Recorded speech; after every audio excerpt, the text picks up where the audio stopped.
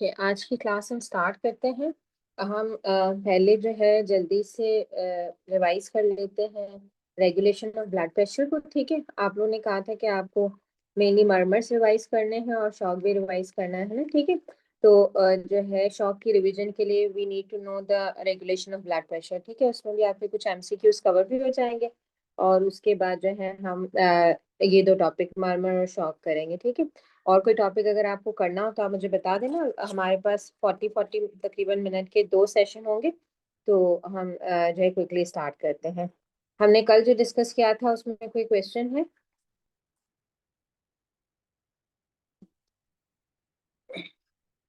अगर आप लोग ने जो है ईसीजी डिस्कस करनी हो एक्सिस डेविएशन के साथ ब्लॉक्स के साथ, तो वो भी आप मुझे बता दीजिएगा कि हमारे पास टाइम हुआ तो डिस्कस कर लेंगे।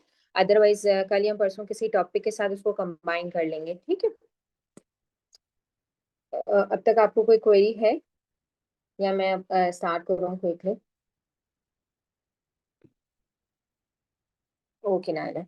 सो सबसे पहले हम जब रेगुलेशन ऑफ ब्लड प्रेशर की बात करते हैं या आर्टियल प्रेशर की बात करते हैं, तो हमें ये चीज़ समझनी चाहिए कि ब्लड प्रेशर की जो रेगुलेशन है ये नॉर्मल फिजियोलॉजी में ये फिनोमेना ये है जो हमारी बॉडी में हर वक्त जो है हो रहा होता है। जैसे ही हम पोस्चर चेंज करते हैं तो जो है ग्रेविटी के अफेक्ट की वजह से ब्लड प्रेशर जो है वो चेंज होता है। ठीक है, और सबसे क्विकेस्ट वे में जो ब्लड प्रेशर को रेगुलेट कर रहे होते हैं, जो सबसे फास्टेस्ट मैकेनिज्म है न्यूरल मैकेनिज्म जो कि ब्लड प्रेशर की वेरिएशन को minute to minute second to second control करता है, that is the baroreceptor reflex.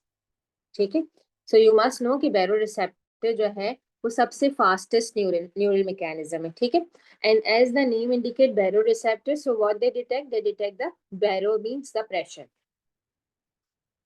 अब बैरोरिसेप्टर्स की अगर लोकेशन की हम बात करें, ठीक है, या उनके करेक्टरिस्टिक्स की बात करें, तो लोकेशन की अगर हम बात करते हैं तो they are present in all the large vessels of thorax.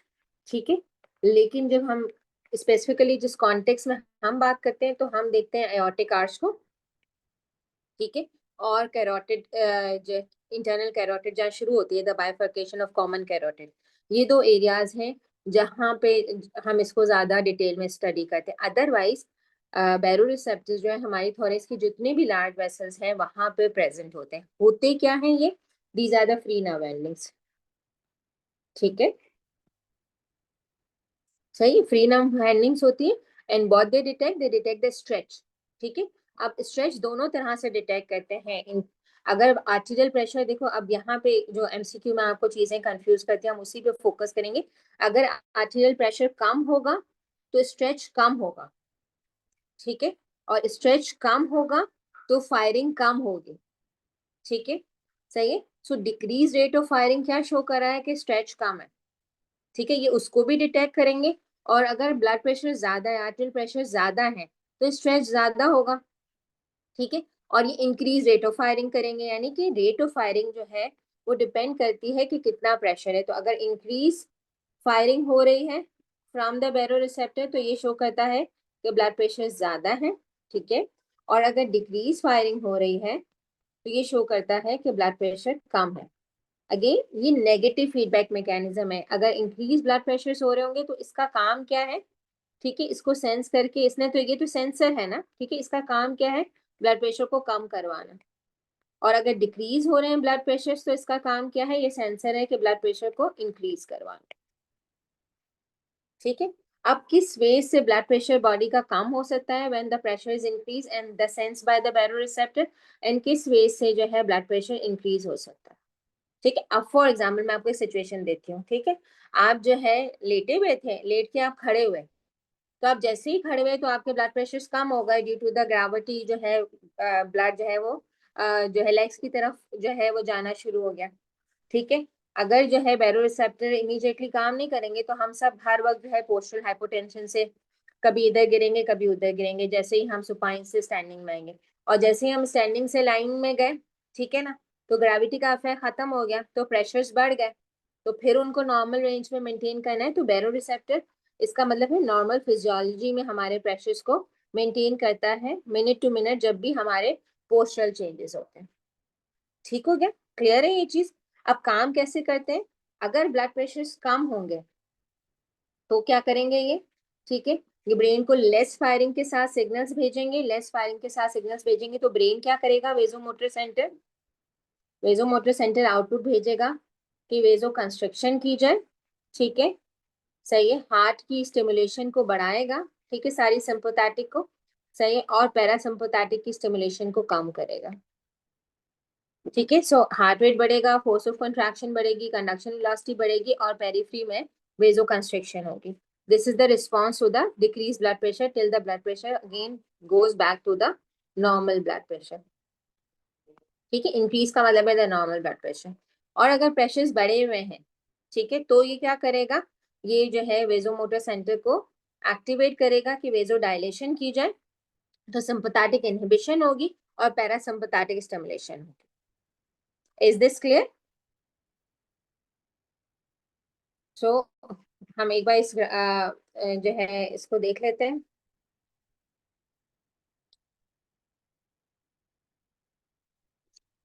जब हम बात करते हैं कि जो है फॉर एग्जांपल हेमरेज हुआ है, ठीक है, अभी अब नॉर्मल सिचुएशन की बात हो रही है, हेमरेज हुआ है, ठीक है, यहाँ जो है फ्लूइड लॉस हुआ है तो आर्terial प्रेशर्स कम होंगे, there is a decrease stretch, ठीक है, to the carotid sinus baroreceptors and the aortic, ठीक है, अच्छा रिमेंबर कैरोटिड जो है ऊपर है ना, तो ये नाइन्थ क्रेनियल नर्व से जो है वो सप्लाइड होती है,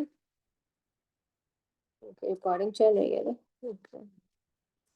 नाइन्थ क्रेनियल नर्व से सप्लाइड होती है और अयोटा नीचे है तो ये 10th क्रेनियल नर्व से सप्लाइड होती है। तो इन्फॉर्मेशन यहाँ से जो है through glossopharyngeal and the vagus nerve जा रही होती है। सो अब क्या हुआ है, प्रेशर्स कम हुए हैं तो आउटफ्लो क्या होना चाहिए, प्रेशर का बढ़ना, तो सिंपैथेटिक स्टिमुलेशन बढ़ेगी और पैरासिम्पैथेटिक कम होगी। पैरासिम्पैथेटिक का कम होना हार्ट रेट इंक्रीज करेगा, सिंपैथेटिक का बढ़ना heart rate, contractility, constriction of arteries, constriction of veins, ठीक है, decrease in unstress volume. Unstress volume का क्या मतलब होता है, वो वॉल्यूम जो कि वेन्स के अंदर है, ठीक है, उसको अनस्ट्रेस वॉल्यूम कहते हैं। वो ब्लड वॉल्यूम जो कि आर्टरीज के अंदर होता है उसको stressed volume of the blood कहते हैं, क्योंकि वो स्ट्रेस में होता है, उसके उसके प्रेशर्स होते हैं, तो वेन्स के अंदर जो है वो ब्लड का वॉल्यूम कम होता है whenever there is a decrease in the pressure, hemorrhage होता है। एंड रिमेंबर 60% ऑफ हमारा जो blood volume at one given time जो है वो वेन्स के अंदर बढ़ा होता है, ठीक है, वीनस रिटर्न बढ़ेगा, मीन सिस्टमिक प्रेशर्स बढ़ेंगे और वो कोशिश करेगा कि आर्टियल प्रेशर जो है वो नॉर्मल है, ठीक है। दिस द सेम फिनोमेना जब हम हाइपोवॉल्यूमिक शॉक की बात करेंगे, ठीक है, या हेमरेजिक शॉक की बात करेंगे, तो सबसे पहले जो हमारा सिस्टम जो है किसी भी सब्जेक्ट में एक्टिवेट होता है दैट इज द बायोरिसेप्टर्स, ठीक है, तो ये शॉक के कॉन्टेक्स्ट में भी इसी तरह से अप्लाई होगा, ठीक है। नाउ द सेकंड वन जो कि काम करता है that is the कीमोरेसेप्टर।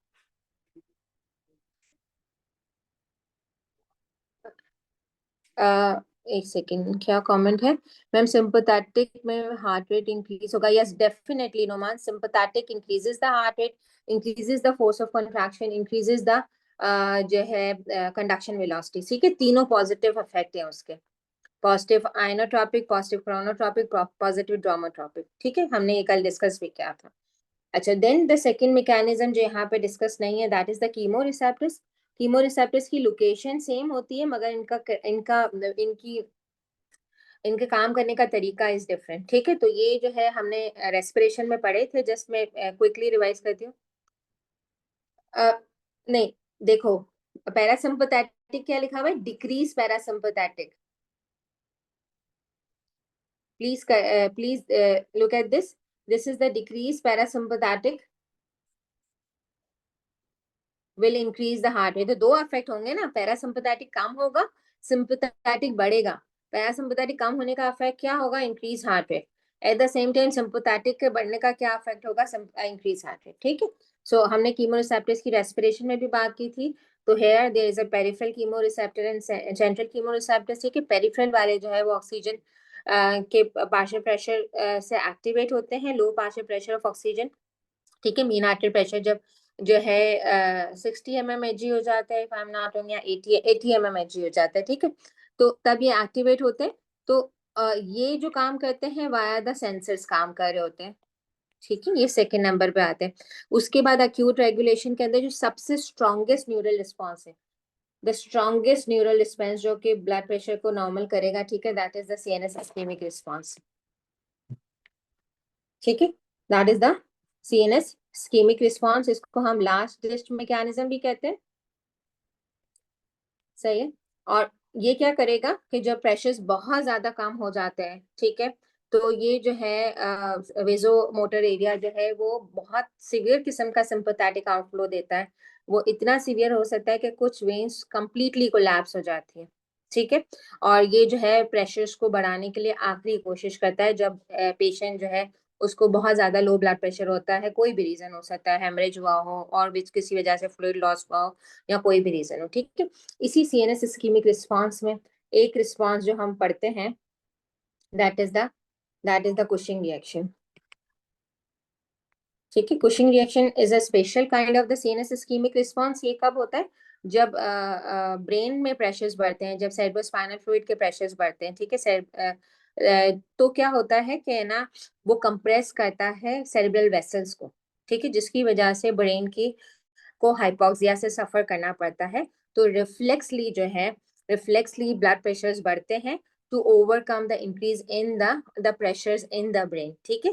That reaction we call the Cushing reaction. इसके अंदर इसका जो साइंस होते हैं वो क्या है? इंक्रीज इन जो है सीएसएफ प्रेशर हुआ, ठीक है, यहाँ there is an reflexly increase in the blood pressure, ठीक है, और इसमें हार्ट रेट जो है वो डिक्रीज होता है। तो इंक्रीज जो है प्रेशर इन द सेरिब्रम का जो साइन होता है ब्रेन का, that is the decrease heart rate, ठीक है। सो ये सारे के सारे इसके साथ ही मैकेनिज्म्स होते हैं जो कि न्यूरल मैकेनिज्म्स की हेडिंग में आते हैं। Okay, then we are going towards the long term mechanism. Long term mechanism के अंदर जो है, just give me a second.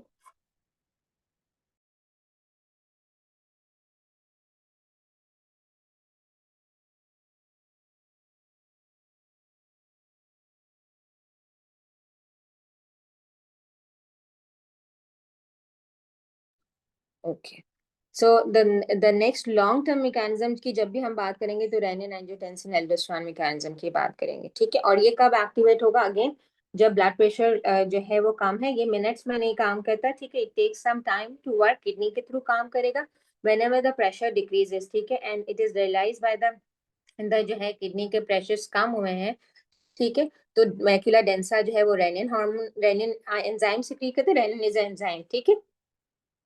और ये क्या करता है? एक जो है हार्मोन जो कि इनएक्टिव फॉर्म में लिवर में बनता है, एंजियोटेंसिनोजिन, ठीक है, एंजियोटेंसिनोजिन। अच्छा, रिमेम्बर एंजियोटेंसिन जो है नाम में भी इसके समझ में आता है, इसका एक काम वेसल्स को टेंशन देना है, ठीक है। तो one mechanism to for working the angiotensin is to do the vaso constriction also, ठीक है। सो ये एंजियोटेंसिनोजिन जो है उसको एंजियोटेंसिन वन में कन्वर्ट करता है, ठीक है। और फिर ये जो वन जो है वो थ्रू द अनदर एंजाइम जो है which goes it goes into the lung, और यह एंजियोटेंसिन टू में कन्वर्ट होता है, ठीक है। तो बेसिकली जो एक्टिव फॉर्म होती है वो एंजियोटेंसिन टू होती है। तो इसकी एक्टिवेशन दो तरह से होती है, एक फेज में रेनिन से होती है, दूसरे फेज में कन्वर्टिंग एंजाइम से होती है, ठीक है। और फिर जो है ये रेनिन एंजियोटेंसिन जो है एड्रिनल कॉर्टेक्स से एल्डोस्टेरोन को रिलीज करता है। रिमेंबर एल्डोस्टेरोन जो है वो स्टेरॉयडल हार्मोन, ठीक है, ये स्टेरॉयडल हार्मोन है, ठीक है। सो ये करते क्या है? ये रिलीज कब हुए? जब किडनी के ऊपर ब्लड प्रेशर कम हुए। काम कैसे करते हैं? एंजियोटेंसिन ये जो रेनिन एंजियोटेंसिन एल्डोस्टेरोन का मैकेनिज्म ये काम कैसे करता है, ठीक है। तो अगर हम काम की बात करें तो एल्डोस्टेरोन तो सॉल्ट एंड वाटर की रिटेंशन करता है, ठीक है, from the distal convoluted tubule, ठीक है। लेकिन एंजियोटेंसिन और क्या काम करता है? एंजियोटेंसिन ये करता है कि एफरेंट आर्ट्रियोल्स पे इसके रिसेप्टर्स नहीं होते, तो वहां तो वेजोडाइलेशन होती है, ठीक है, लेकिन इफरेंट आर्ट्रियोल को ये कॉन्स्ट्रिक्ट करता है जिससे जीएफआर बढ़ता है, ठीक है।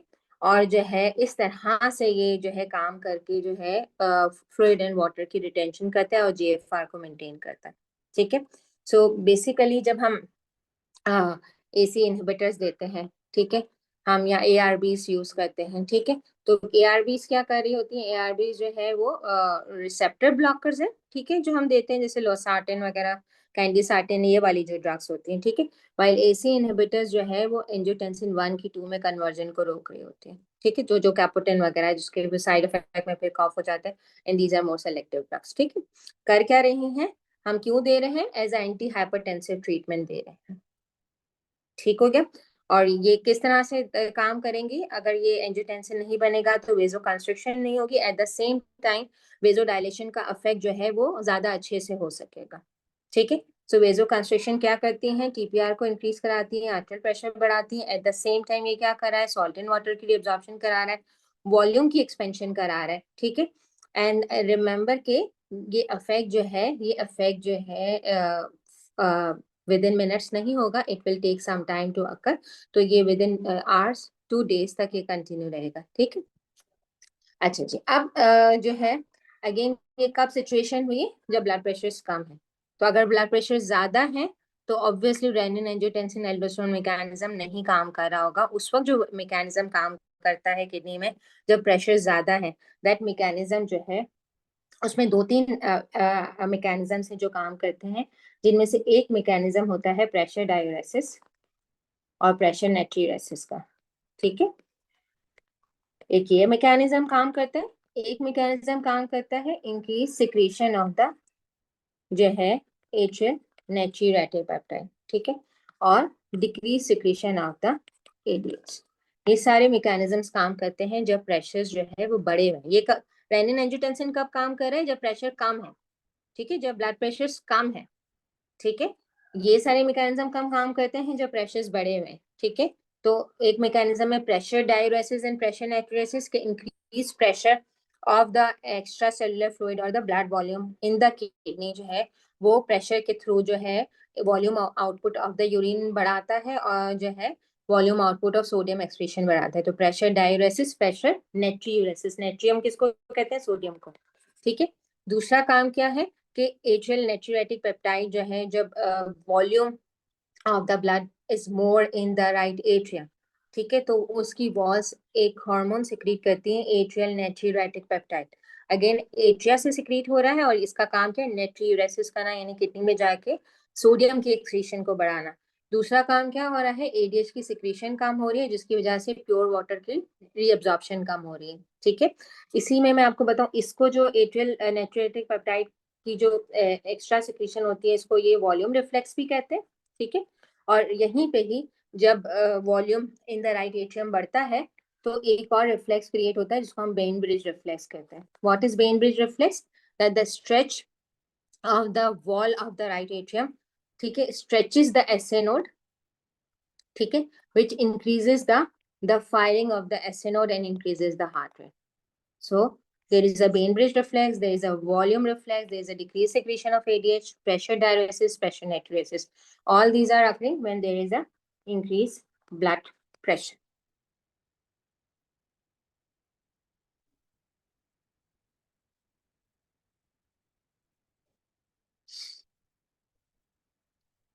You can see the effect of the angiotensin 2 कि क्या क्या कर रहा है, एल्डोस्टेरोन की सिक्रीशन करा रहा है, सोडियम की रीअब्जॉर्प्शन करा रहा है इन एक्सचेंज ऑफ हाइड्रोजन, ठीक हो गया। थर्स्ट के मैकेनिज्म को एक्टिवेट कर रहा है, वेजो कंस्ट्रिक्शन कर रहा है and moving the blood pressure back towards the normal. Any question so far, is it clear?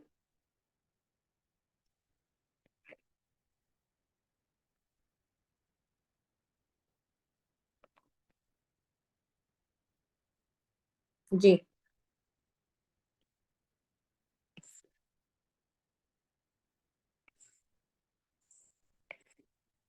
Thirst का मैकेनिज्म कैसे एक्टिवेट होता है Noman, you want to know about that? Okay, okay, so thirst mechanism का एक जो एक्टिवेशन का जो phenomena होता है वो ये होता है कि जब भी हमारी प्लाज्मा की ऑस्मोलैरिटी बढ़ती है, ठीक है, whenever our plasma osmolarity increases, ठीक है, प्लाज्मा ऑस्मोलैरिटी का बढ़ना जो होता है वो ब्रेन के अंदर जो थर्ड सेंटर है जो कि हाइपोथैलेमस में प्रेजेंट है, ठीक है, उसको क्या करता है, उसके अंदर से वाटर को ड्रेन करता है अपनी तरफ, यू नो ना, कि ये हाइपरटोनिक हो गया एज कम्पेयर टू उस थर्ड सेंटर के जो कि ब्रेन के अंदर हाइपोथैलेमस प्रेजेंट है जो कि हाइपोटोनिक हो गया, ठीक है।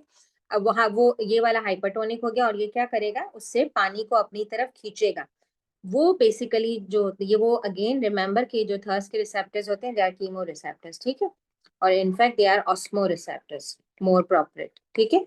और ये क्या करते हैं कि जब भी वो श्रिंक होंगे with the increased plasma osmolarity, ठीक है, तो they will send signal and then हमें अर्ज होती है जो है टू टेक वाटर, ठीक है। सो जो हमें हमें थर्स्ट का मैकेनिज्म कैसे एक्टिवेट होता है, हमें अर्ज होती है कि हम पानी पिए, ठीक है। सो दैट अर्ज इज स्टिमुलेटेड बाय द ऑस्मोरिसेप्टर्स, ठीक है, which are present in the third center of the hypothalamus, जो कि स्टिमुलेट होते हैं by the increased plasma osmolarity. Clear? Okay, so we have discussed the Cushing reaction, ठीक है, we have discussed the जैसे ischemic response, हमने chemoreceptors की भी बात कर ली, एडीएच की भी हमने बात की। अच्छा, एडीएच का दूसरा नाम क्या है? वेजोप्रेसिन, ठीक है। सो एडीएच का एक काम है, एंटी डायरेटिक हार्मोन का काम है to increase the water reabsorption, and it is the only hormone in our body जो कि जो है पानी की प्योर एब्जॉर्प्शन करवा सकता है, the only hormone in our body which can cause the water pure water reabsorption. बाकी जितने भी हार्मोन अगर करवाएंगे तो वो सोजो भी मतलब जब भी पानी रीअब्जॉर्ब होता है वो सोडियम के पीछे रीअब्जॉर्ब होता है, ठीक है। इसका दूसरा नाम है वेजोप्रेसिन। तो इसके दो मोड ऑफ एक्शन है, एक वाया V1 रिसेप्टर्स और एक वाया V2 रिसेप्टर्स, ठीक है।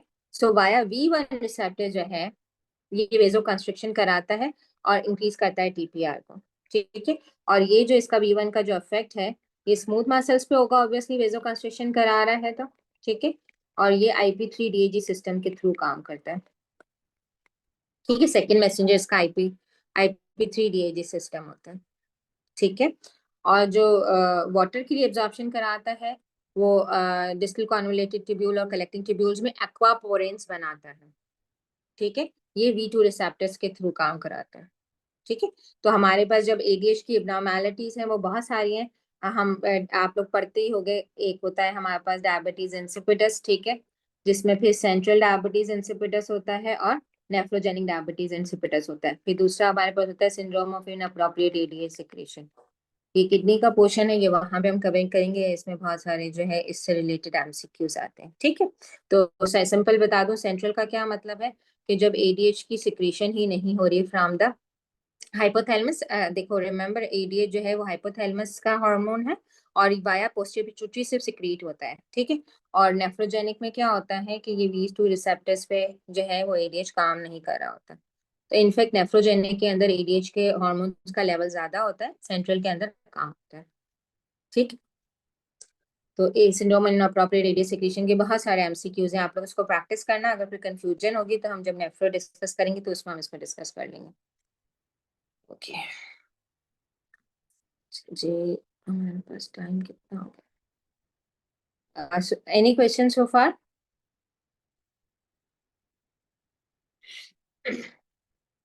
अच्छा, अब हम जो है स्टार्लिंग फोर्सेस डिस्कस कर लेते हैं। स्टार्लिंग फोर्सेस डिस्कस करनी है या मैं अब मरमर्स पे चली जाऊं डायरेक्टली? जल्दी से आप मुझे बेटा बता दो ताकि टाइम वेस्ट ना हो। You want to discuss the Starling forces और डायरेक्टली जो है मैं मरमस। मरमर मरमर स्टार्ट कर दूं? Okay, okay.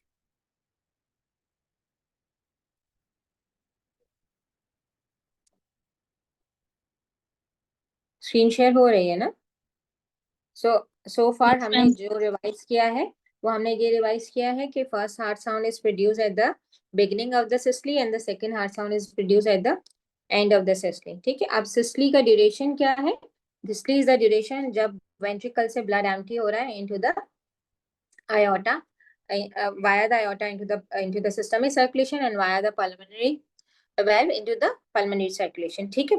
और डायस्टली जो है जब फिलिंग हो रही है। अब आपको जो कंफ्यूज करता है कि कौन सा मरमर कहाँ पे एग्जिस्ट करेगा, ठीक है, कल जो है वो किसी ने जो है याद करने के लिए एक न्यूमोनिक भी शेयर किया हुआ था। मैंने किस तरह से याद रखा हुआ है, सिंपल ऐसी बात है।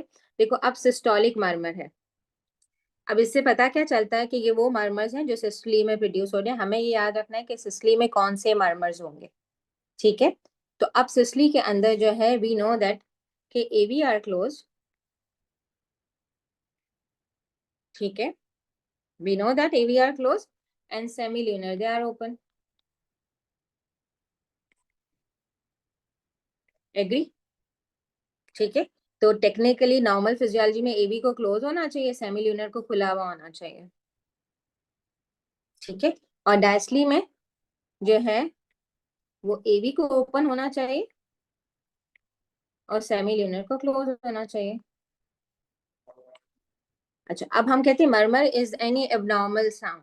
ठीक है, और वो साउंड कब प्रोड्यूस होता है? जब वेल्स में कोई प्रॉब्लम होती है। तो हमने कहा वेल में दो तरह की प्रॉब्लम हो सकती है, या तो वेल्स नैरो है, दैट इज स्टीनोसिस है, या वेल जो है ये नैरो है। ठीक है, या तो वेल जो है वाइड ओपन हो गए हैं। ठीक है, जिसकी वजह से जो है वाइड ओपन हो गए हैं, जिसकी वजह से रिगर्जिटेशन हो रही है। This is the basic thing. ठीक है, अगर आपको ये बात समझ में आ जाती है तो कोई डाउट ही नहीं है कि आप कोई मरमर का भी हालत करोगे। अब सिस्टोलिक मरमर। ठीक है, अब सिस्टोलिक मरमर में कौन सी वेल का क्या प्रॉब्लम सिस्टोलिक मरमर प्रोड्यूस करेगा? ठीक है, नॉर्मली सिस्टली में क्या है, सेमिल्यूनर ओपन है, we know that the semilunars are open. ठीक है, सेमिल्यूनर्स आर ओपन। तो सिस्टोलिक मरमर में अगर सेमिल्यूनर की वजह से मरमर प्रोड्यूस हो रहा है तो सेमिल्यूनर वेल में क्या मसला होगा कि जिसकी वजह से मरमर ओपन प्रोड्यूस हो रहा है? That would be the stenosis. क्योंकि अगर देखो ना, आप वेंट्रिकल से ब्लड जाना है into the aorta and in a pulmonary circulation. अब अयोटिक वाल्व में स्टेनोसिस है या पल्मोनरी वाल्व में स्टेनोसिस है, ठीक है, तो वो रास्ते को नैरो करेंगे तो वो सिस्टोलिक मर्मर प्रोड्यूस करेंगे। ठीक है, so stenosis of the semilunar valve will produce the systolic murmur.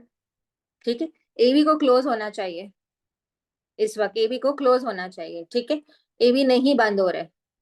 ठीक है, वाइड ओपन है, रिगर्जिटेशन हो रही है यहाँ पे, वेंट्रिकल कॉन्ट्रैक्ट कर रहा है, ब्लड आगे की जगह जो है एट्रियाज में पंप हो रहा है। क्यों पंप हो सकता है? स्टिनोसिस में तो ऐसा नहीं हो सकता ना, तो एवी क्लोज होने की जगह ओपन रह गए हैं, तो एवी के रिगर्जिटेशंस भी सिस्टोलिक मार्मर प्रोड्यूस करेंगे।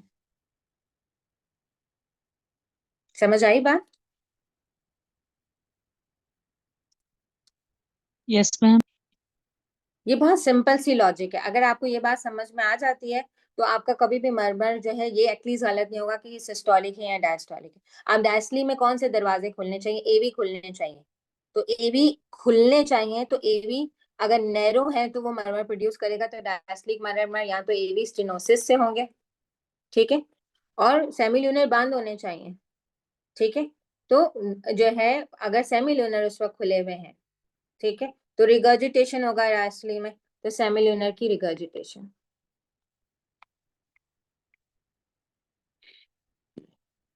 Produces the diastolic murmur.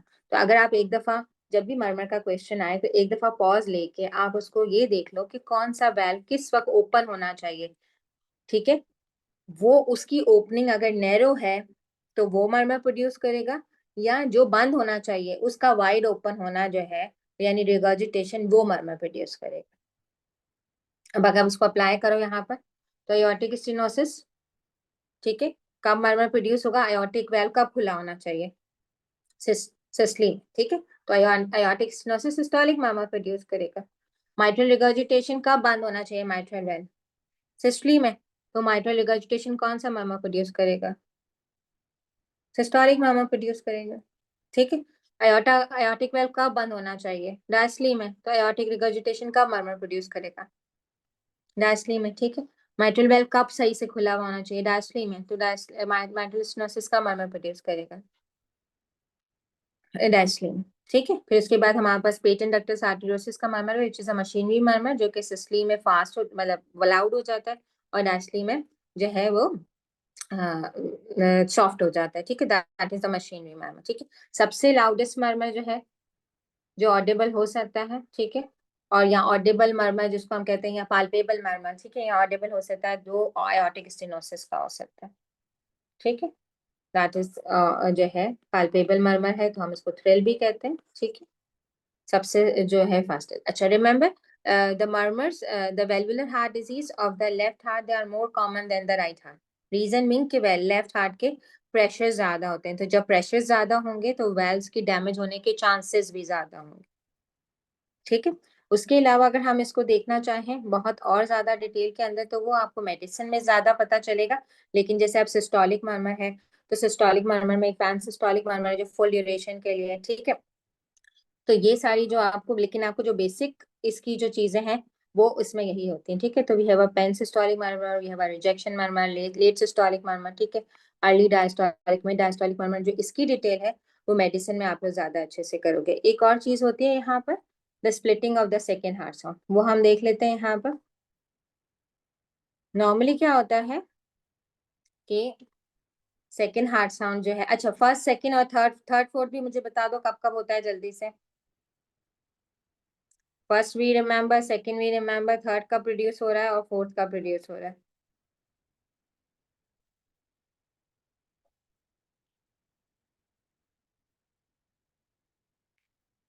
S1 S2 दोनों सिस्टली में प्रोड्यूस हो रहे हैं, S3 S4 दोनों डायस्टली में प्रोड्यूस हो रहे हैं, याद करने के लिए, ठीक है। जब वेंट्रिकल फिलिंग हो रही है, ठीक है, रैपिड फिलिंग हो रही है, तो उस वक्त S3 प्रोड्यूस होते हैं। और ये बेसिकली कहा जाता है कि ब्लड जब वेंट्रिकल्स में सडनली ज्यादा आ जाता है तो आपस में स्ट्राइक करने की वजह से साउंड प्रोड्यूस होता है। This sound could be normal in the children, ठीक है, पर it is not normal in the adult, और ये शो करता है कि स्टिफनेस है वेंट्रिकल की, ठीक है। सिमिलरली जो S4 जो है वो जो है एट्रियल सिस्टोल में प्रोड्यूस होता है। अगेन ये इट इज नेवर नॉर्मल, ठीक है, it shows the ventricular hypertrophy और स्टिफनेस ऑफ द वेंट्रिकल, ठीक है। ये हो गया हमारा। Then the splitting of the normal splitting of the second heart sound, ठीक है। जब इंस्पायरेशन कर रहे होते हैं, ठीक है, तो जब हम इंस्पायर करते हैं तो हमारा जो थोरेसिक केज का जो प्रेशर है, इंट्रा थोरेसिक प्रेशर, वो ज्यादा नेगेटिव हो जाता है, ज्यादा वैक्यूम, क्योंकि उसको एयर को पुल इन करना होता है। तो प्लूरल प्रेशर जो है, और हमने ट्रांसपैरेंट प्रेशर की भी बात की थी, तो -5 से -8 हो जाता है, इट्स बिकम मोर नेगेटिव, ठीक है। जो जो मोर नेगेटिव होता है, ये क्या करता है कि जो वीनस रिटर्न जो है उसको राइट हार्ट की तरफ ज्यादा लेके आता है, ठीक है। और जिसकी वजह से क्या होता है कि there is a delay in the closure of the pulmonary valve, and the aortic valve जो है वो उससे थोड़ा पहले क्लोज हो जाता है। So this is the normal splitting of the second heart sound, ठीक है। सो aortic वेल जो है it closes before the pulmonary valve, this is the normal जो है splitting of the second heart. So फिर इसमें फिक्स स्प्लिटिंग है, ठीक है, वाइड स्प्लिटिंग है, ठीक है। वो जो है आप लोग मेडिसिन में ज्यादा डिटेल से जो है उसको कर सकते हैं। Anything else you want to discuss in the जो है murmurs from the physiology point of view?